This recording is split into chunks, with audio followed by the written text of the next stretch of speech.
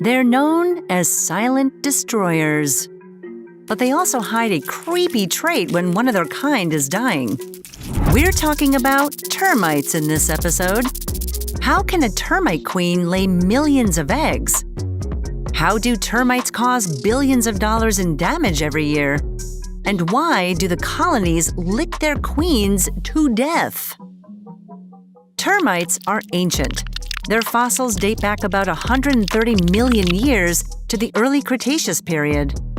They can be found on 6 of the 7 continents on Earth, but they prefer warmer, damper environments. Living in colonies with populations ranging from a few hundred up to the millions. In 2018, a 4,000-year-old supercomplex was discovered in Brazil with approximately 200 million excavated mounds covering an area the size of Great Britain. So it begs the question, how do these colonies get so big? Well, it all comes down to the queen. She's the founding member of a colony. Once she mates, she heads underground to start her life of perpetual egg-laying. And it really is her lifelong job now. She'll continuously lay up to 30,000 eggs per day for 15 years. She's tired. That's 1 every 3 seconds. See, we weren't kidding. To produce that amount of eggs, she needs to be bigger than the rest of the termites in the colony. Starting off as small as a dime, she can grow up to 11 centimeters long. Although this size does come with its share of problems. She's so big and so inundated with eggs that she can't move. So she has a team of workers tending to her every need. This includes licking her body to keep her clean. It gives a whole new meaning to housekeeping. After laying around 250 million eggs and being fawned upon continuously the entire time, her life comes to an end. And the workers aren't done yet. They will start licking her more aggressively, not to clean her, but to devour her. This cannibalistic trait is not fully understood, but there's probably good reason for the workers to do it. Probably didn't get any overtime.